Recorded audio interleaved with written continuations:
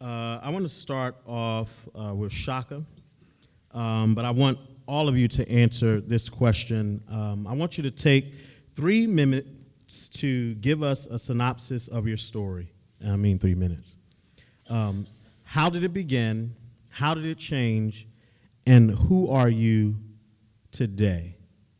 Start out with Shaka. 3 minutes, your story. It's a short amount of time. So I'm actually going to do an abbreviated version because I think that it'll make more sense as we talk about who do we think we are.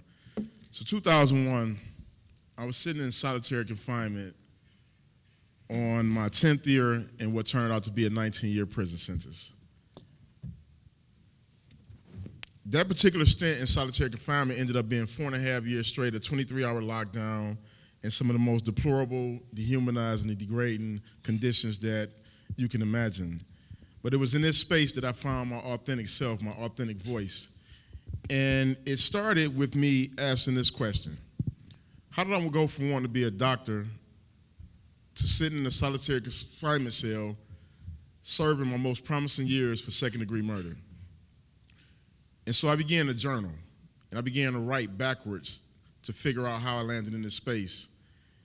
And it was through this process that I realized and discovered that I had never accomplished anything of significance in my life up to that moment. And so I began to challenge myself. And one of the first things I did is challenge myself to write a book in 30 days. I wrote on every piece of paper I can come across, back of envelopes, pads, whatever the case may be. And when I finished that first book, I felt inspired, but also felt skeptical because it's easy to do something one time. And so I challenged myself to do it again, and so I wrote my second book. And then I went on to write 4 more books. When I was released, thank you. When I was released from solitary confinement, I published my first book from prison, started my company from prison. And it was largely because of what I discovered through the process of writing. And what I discovered is that we take ownership of our life and our destiny once we begin to articulate the things that we want in our life. And I discovered that by realizing how much negativity I had welcomed into my world by reaffirming and reinforcing all the negative things I had heard about myself.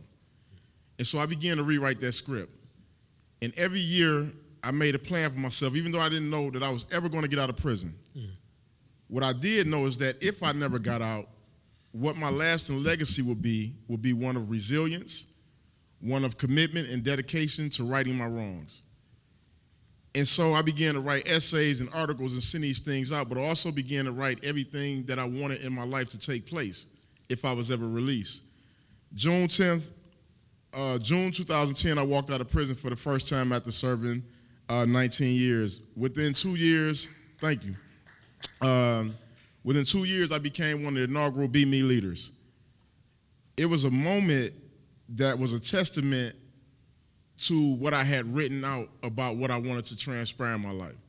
I said that I wanted to return to my community as an asset instead of a liability. And I wrote that over and over and over again. I went on from BMe Leadership to winning a fellowship at MIT Media Lab in Cambridge, by far one of the dopest colleges in the world. I went from there to teaching at the University of Michigan. I wrote that I wanted to teach at a university, that I wanted to be a professor at some point. So I'm the only professor at the University of Michigan that comes to work with Timberlands on and a GED. And it's largely because I wrote that narrative myself. Mm-hmm. I went from there to do a TED Talk that has over 1 million views. And the impact of that has led to many, many other things. I also have a fellowship at Kellogg. I currently hold multiple titles, one being the National Outreach Representative of Black Male Engagement, BMe. We're changing the language a little bit. But I'm also the Director of Strategy and Innovation for an organization called Cut 50, whose goal is to cut the prison population in half by 50% over the next 10 years. And in the midst of this is this one thing that's consistent, that I wake up every day and I either write down or talk about what I want to transpire in my life. One of the goals that nobody knew about that I wrote down every day is that at some point I wanted to have an interview with Oprah Winfrey about my writing. 2 weeks ago, I received a letter from her executive producer. My God. And she invited me out.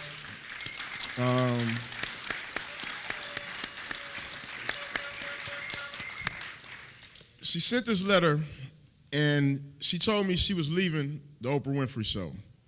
But she said the thing that she wanted to accomplish before she left was to ensure that I got an opportunity to have a one-on-one interview with arguably the most important journalist you can have an interview with in the world. And so next week I'll be going out to shoot an episode that'll show in the fall of Super Soul Sunday and get a chance to talk about my journey as a writer. I haven't shared that, thank you.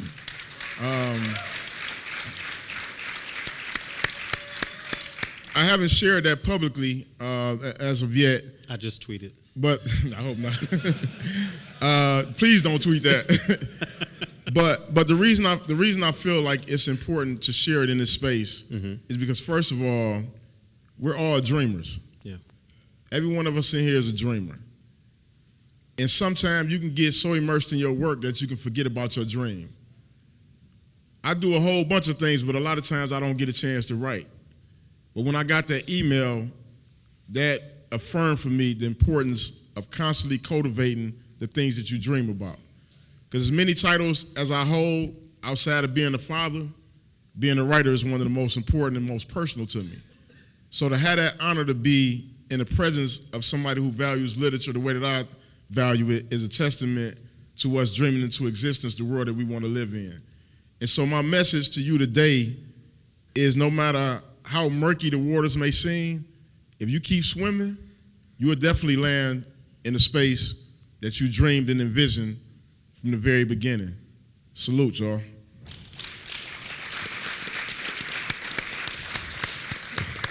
Now, that wasn't 3 minutes, but I'll give you 2 because of Oprah.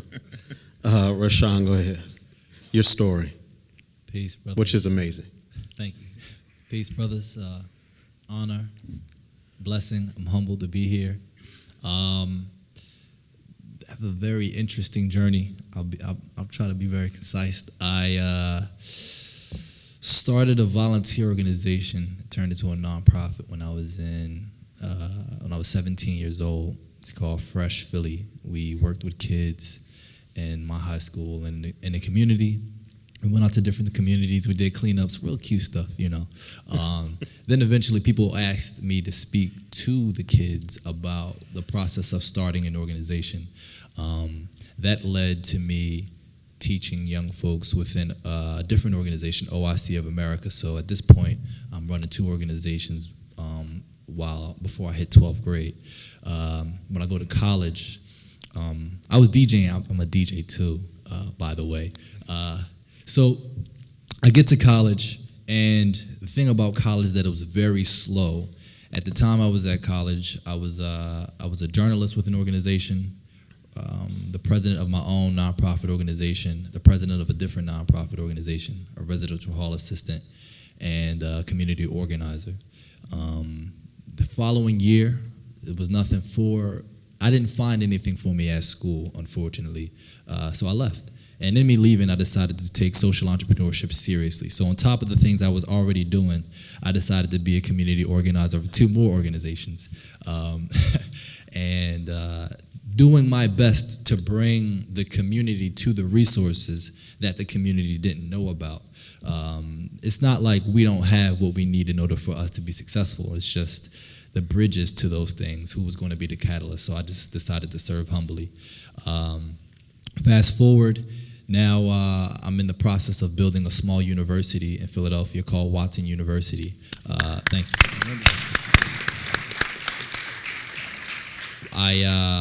Taking 20 students a semester from all over the world. We teach social entrepreneurship and help community leaders between the ages of 18 and 23 actually, get the skills they need in order for them to be successful entrepreneurs, receive credits, and build a career for themselves to graduate into after 2.5 years of attending the university. So building a satellite campus in Philadelphia from what already exists.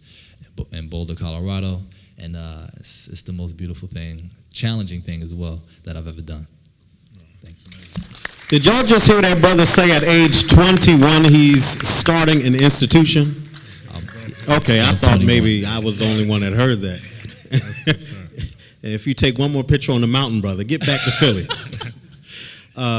Chris Wilson, who doesn't say much, but when he does, he leaves you in awe. Please Thank share you. your story. So I grew up in this city around the time when Washington, D.C. was the murder capital. And I used to sleep on the floor at night. And I had a bed, but there was so much gun violence in my neighborhood, my mom wasn't taking any chances. So I remember one night, I curled up on the floor in a blanket, and I read this story, Plato's Allegory of the Cave. And in this story, imagine people like how you're sitting are chained up 24/7. And for entertainment, they look at the shadows that's cast on the wall. These are trees and, all kinds of stuff like that, and they laugh, and that's what they do. People bring them food, but they never leave. But one prisoner feels like there's much more to life and wants to escape, so he stops eating. Food comes through, I don't want it. 2 weeks later, he's lost some weight. He slips out of his chains.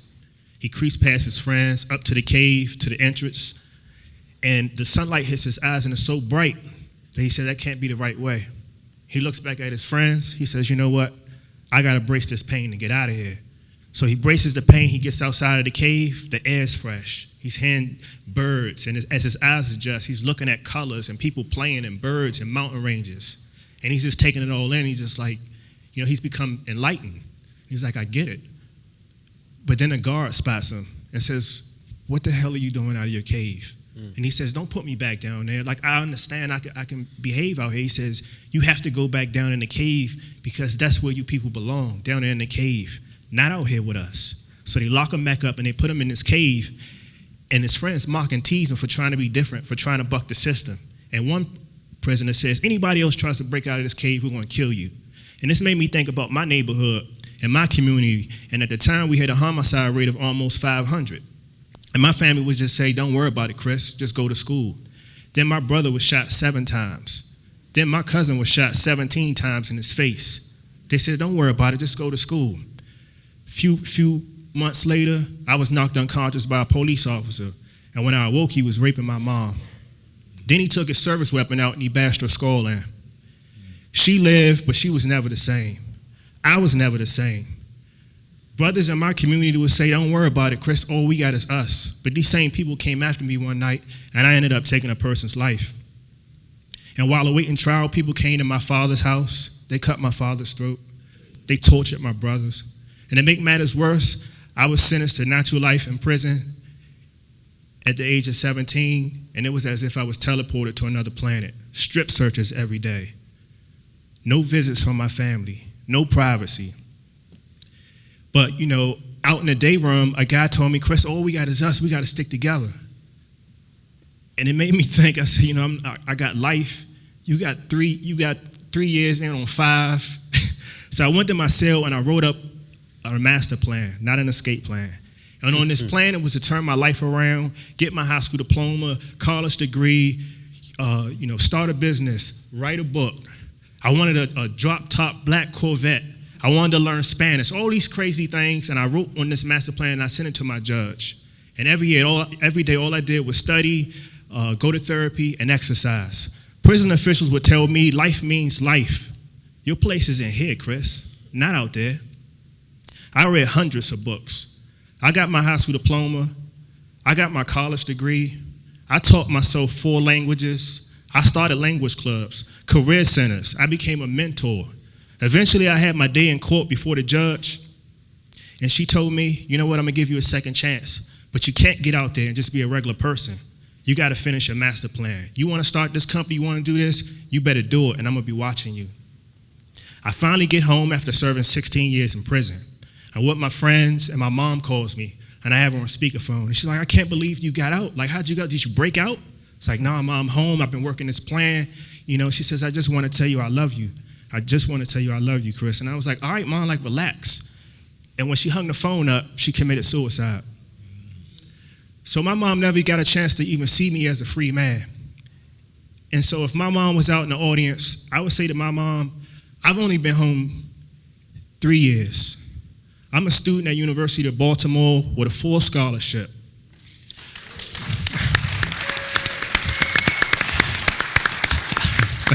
I am the owner of 3 companies: construction company, antique restoration company, software company. I employ people from disadvantaged neighborhoods.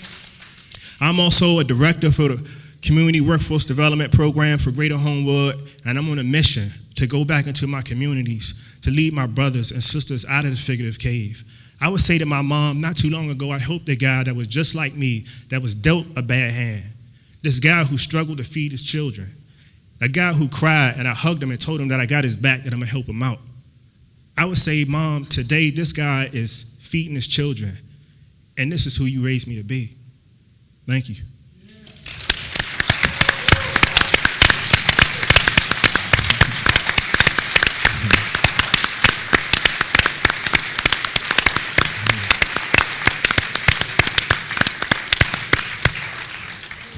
Wow. I told you, wow.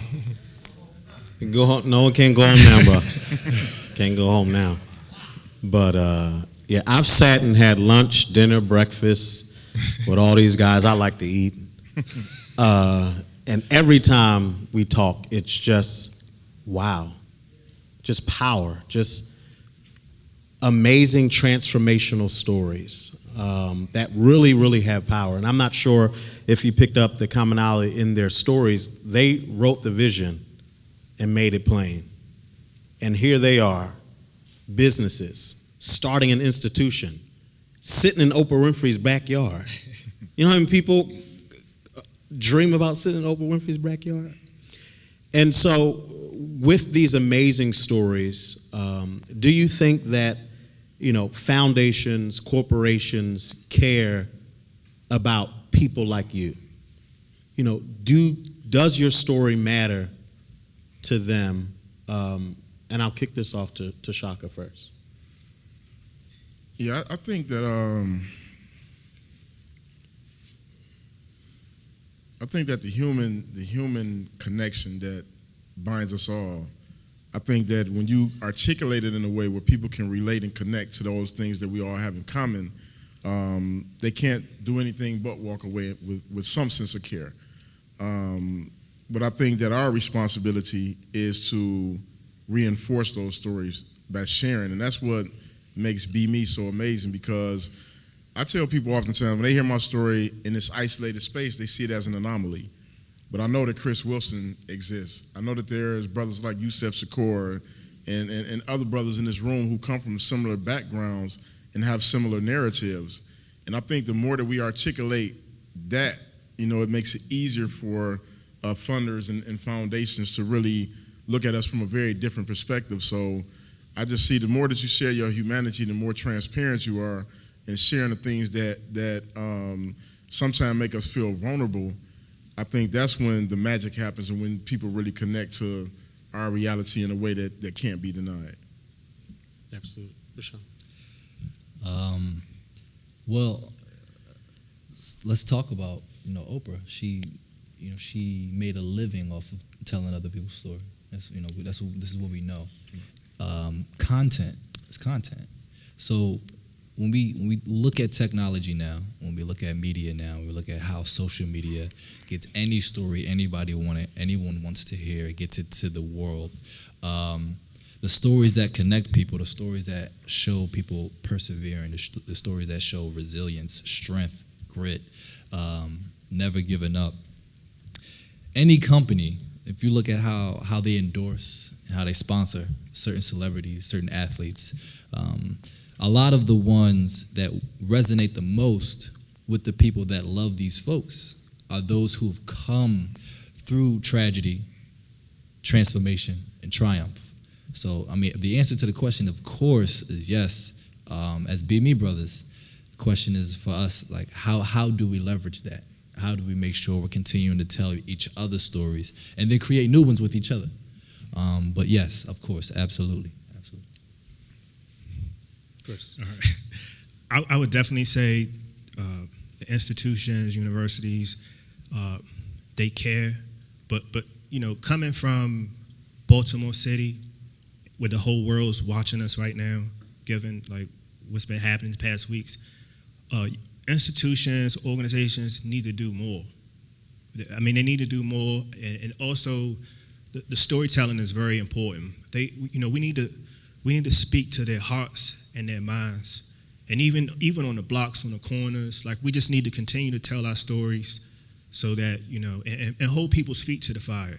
Many people tell me all the time, we love what you're doing, and I say, all right, well, my brothers need work. Where the contracts at? Where the support? Banks won't even loan lines of credit to startups until you're 2 years. Well, how can I get there if no one will help me? So I just encourage everyone to have these real conversations with people. We know we're doing good work, but we struggle, right? So we got to tell people those stories. Thank you. I'm going to open up the floor for questions. I'm going to throw the first one out there as you think about the questions that you may have. As I, again, ate breakfast, lunch, or dinner with each one of these guys, something that you've said has changed my life. Shaka, the story between me and my father, and your story has really helped heal that relationship quickly. Why is it important not to be defined by your lowest moment and let that lead, your path very quickly? And if you want to ask a question, please come up and I'll give you the mic. So I look at everything from the most human perspective. And it's not one of us in here who hasn't made a poor decision in our life. And it's not one person in here who would want to be judged for the rest of their life based on that decision. And for me, in my life, I realized that when negative things was happening, it was based on the conversations that I continued to have in my head, reinforcing those negative things. And I just woke up one day and just said, you know what, I refuse to be held hostage to a moment in my life that occurred during my childhood. And at that point, I just started to live my life fully and live it with purpose and intentions, and just never make excuses for my failures or and things like that. So it was real simple. Chris? I would say, can you ask the question again too, please? Nothing defined by Fine, right. life. Oh, yeah, that's what I thought. All right. It's, for me, because I took a person's life, it's hard. I can't bring that person back, right? And so part of me tries to compensate for what I did. And, I'm sensitive to that. I never want to be defined by what I did. I'm not that person. And I think just like every day, I just strive to be a better person, a role model, like for anybody, and I just try to be the best person I can, like we said earlier, even when no one's looking. Thanks so much. Opening the floor. Greg can come on up. The question I had was,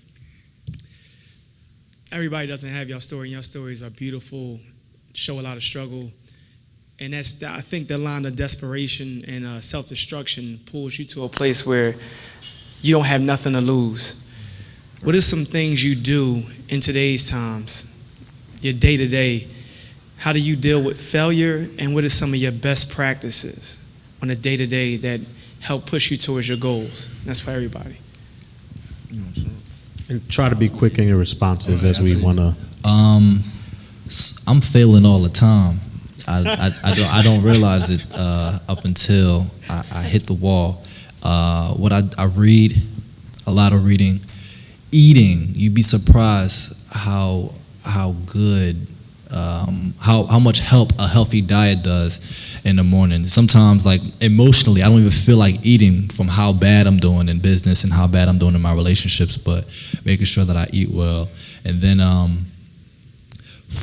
surrounding myself in a constituency like this. And I say constituency because that's when people stand together and then mobilize together.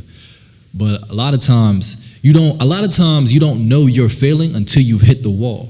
So really always asking people questions for them to evaluate where you are and how you're doing too. I'm humble in that sense where I love to ask people how they identify with the work I'm doing, especially if they're doing similar work. So I can see from their eyes how successful I am in the motions that I'm making.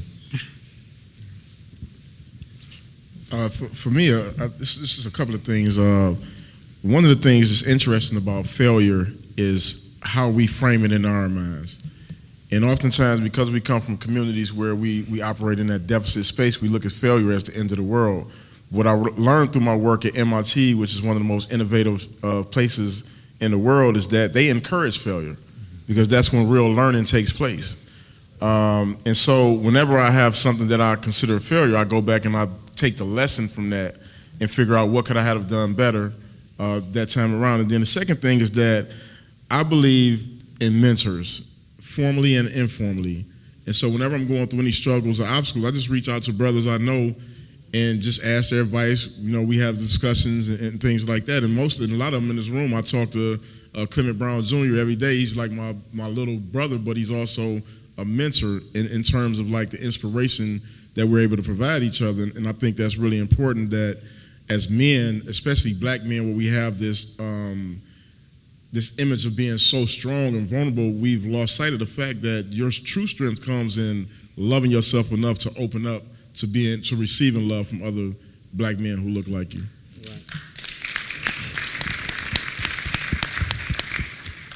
I would say for me, how I cope, I also like the second mentors. I have a circle of some very smart, wise mentors that I always check in with.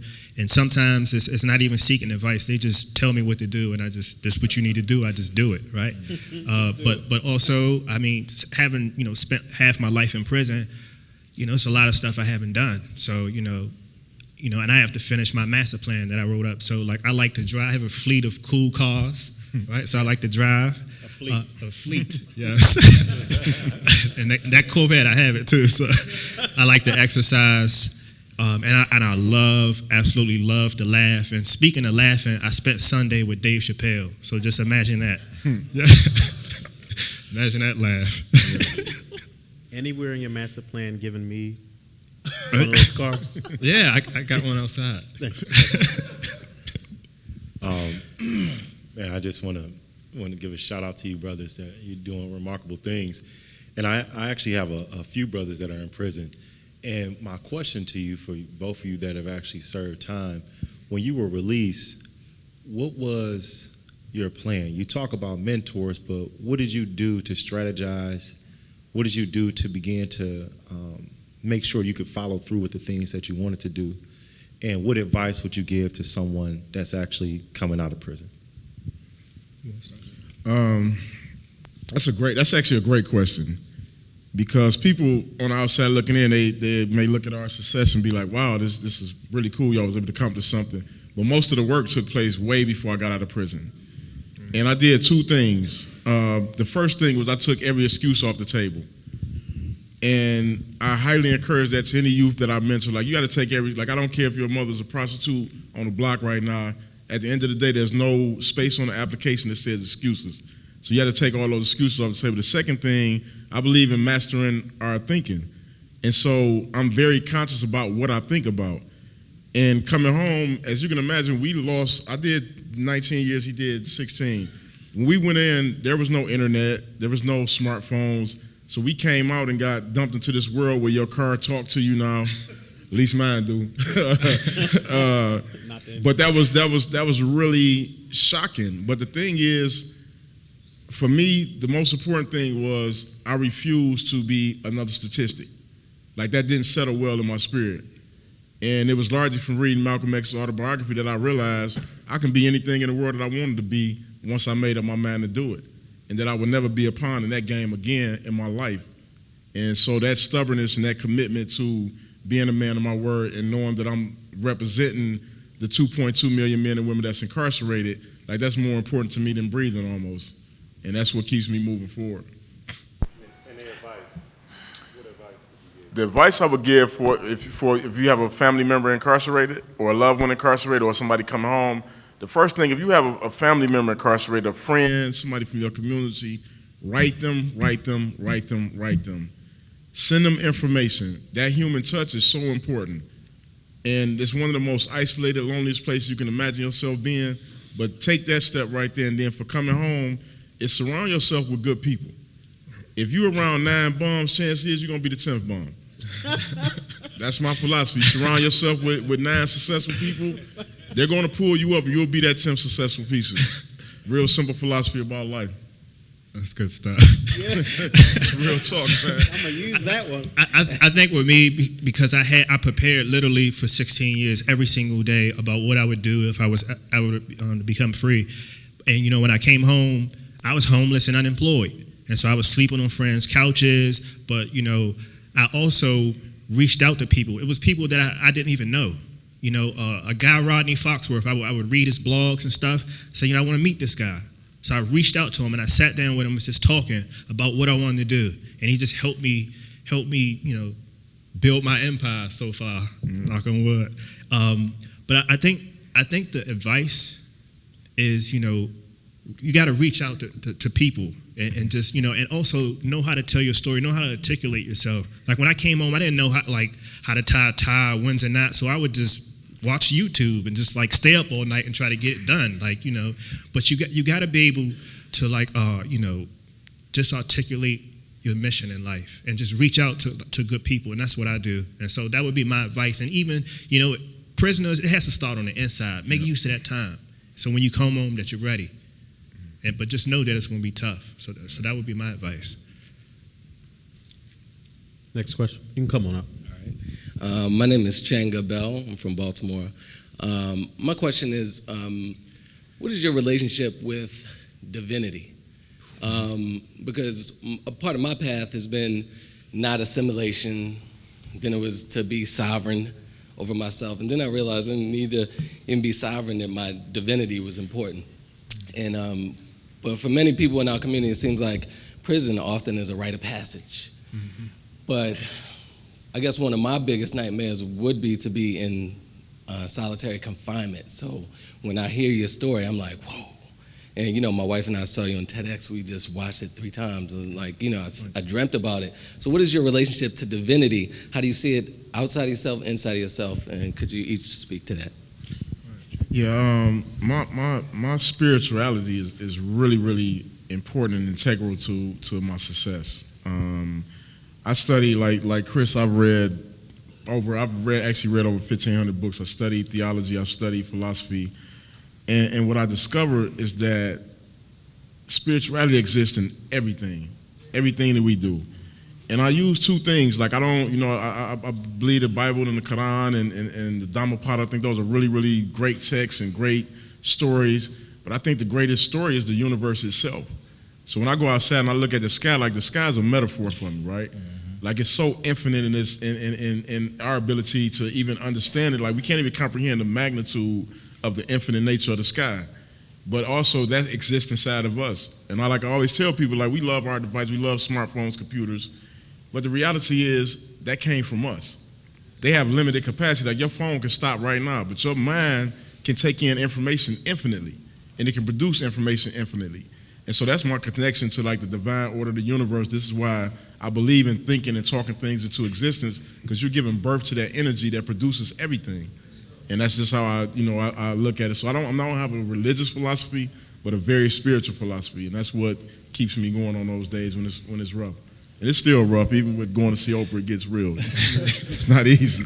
I'm a piggyback off of that and say that carbon-based beings, we're literally stardust. We know that. But the relationship that we have with other brothers and sisters on a planet doesn't nurture a healthy one if we were to be spirits in the universe. Let's say we were to be, in an afterlife living in the universe.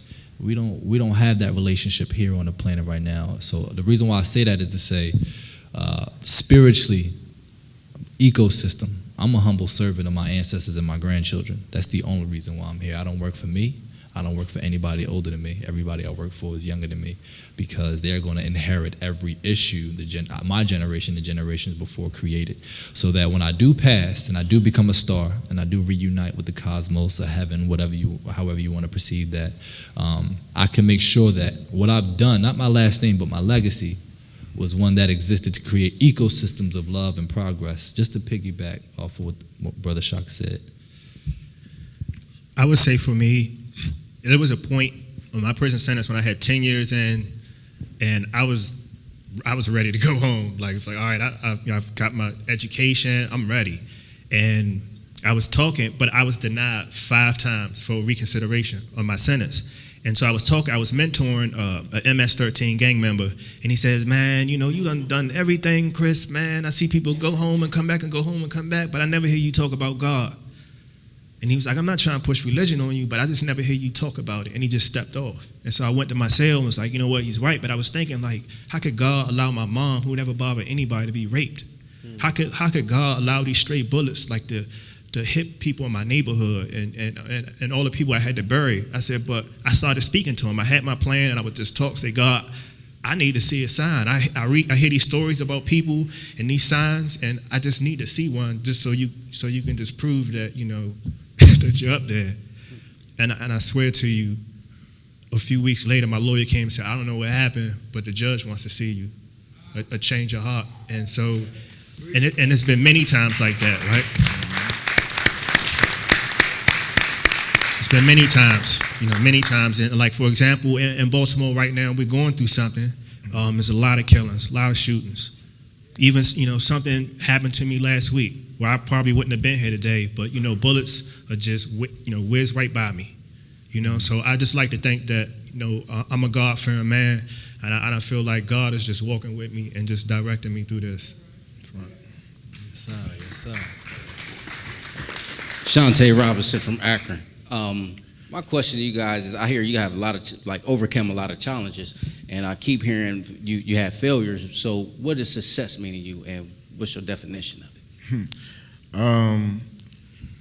To me, success means ensuring that the world that my 3-year-old son inherits is better than the world that I inherited. There's nothing more important to me than being a father. Like, I do a lot of pretty dope, cool stuff. I have fun. I get a chance to hang out with cool people. But it's nothing like the magic of your son running in first thing in the morning saying, Daddy, and seeing that smile. And so my goal and my work and my life path is about ensuring that our sons, our children, inherit a better world than we live in currently. And that's success to me. So every time I see a young brother, a young sister who I've been able to touch directly or indirectly make it, I succeeded.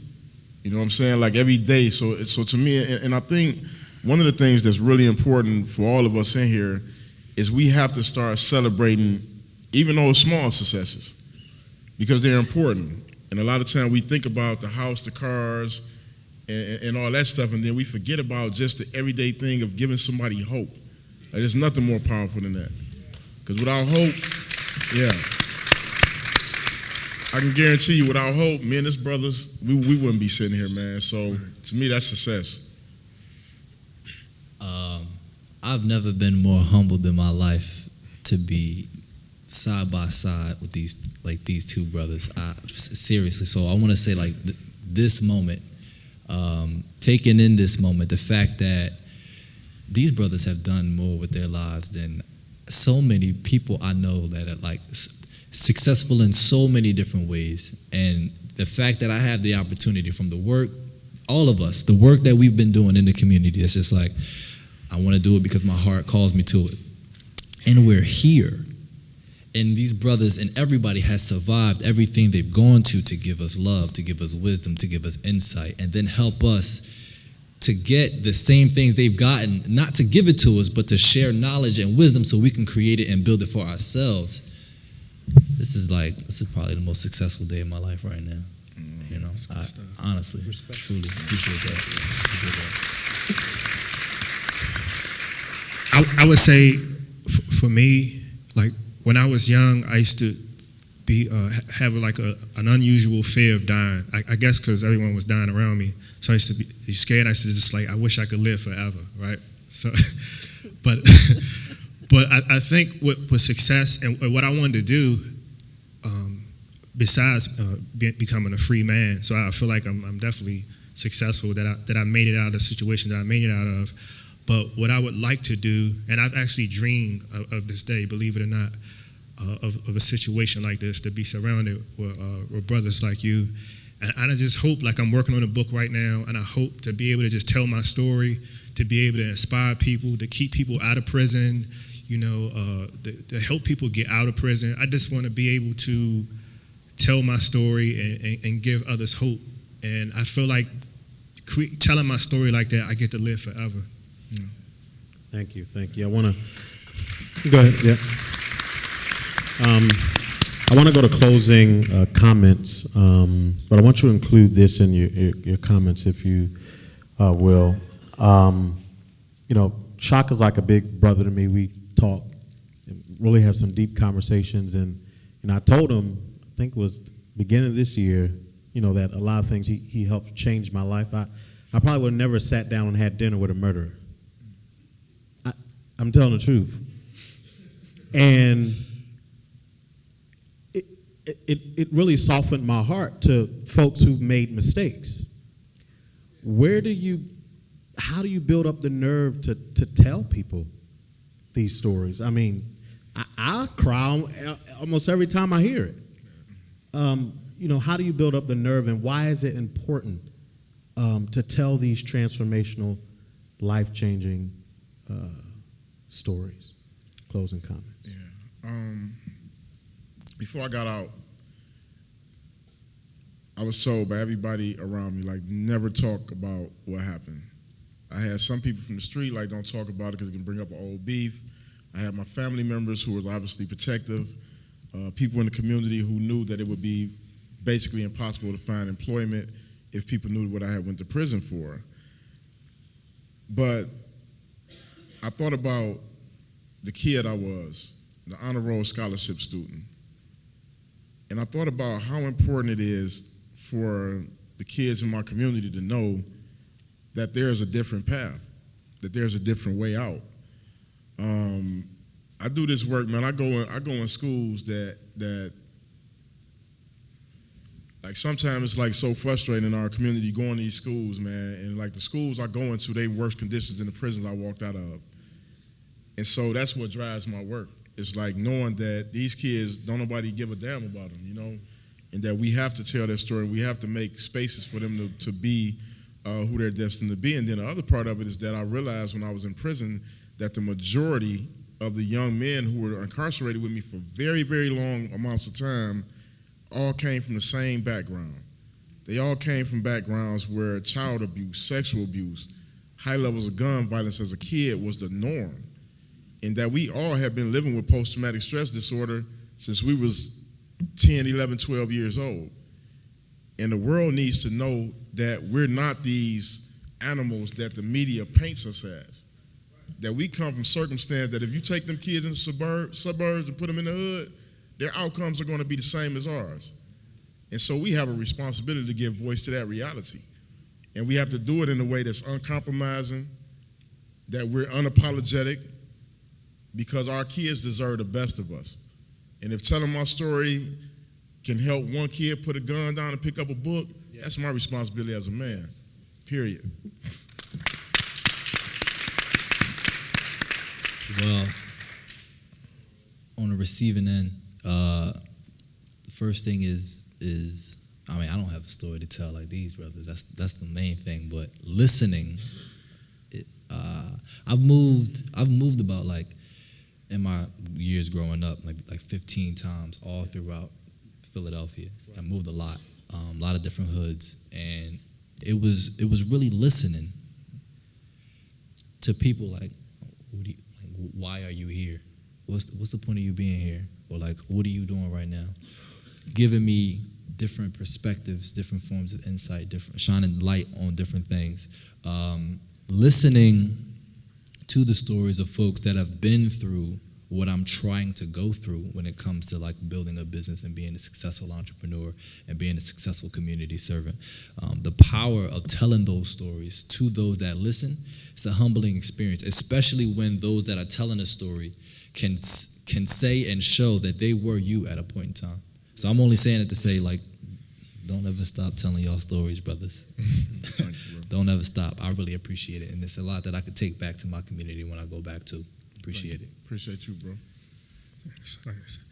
I think it's definitely important to tell a story. Like, for example, I buried 5 of my friends before the age of 17. And there's a lot of people in these communities that we work in, like, we're all suffering. Like, I didn't know how to be a man. Like, growing up, I didn't have a father in my life, you know? So, like, talking about my feelings and stuff like that, like, you know, I didn't know how to do that. And I think it's important, and I do it now, is I tell my story.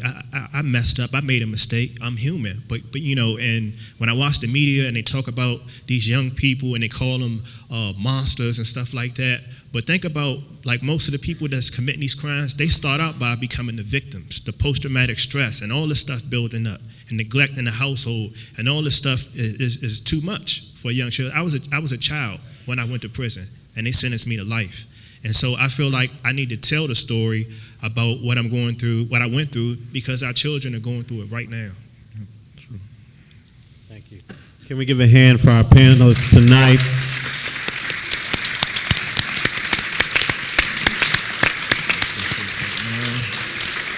Shaka Senghor, Rashaun Williams, Chris Wilson, thank you so much.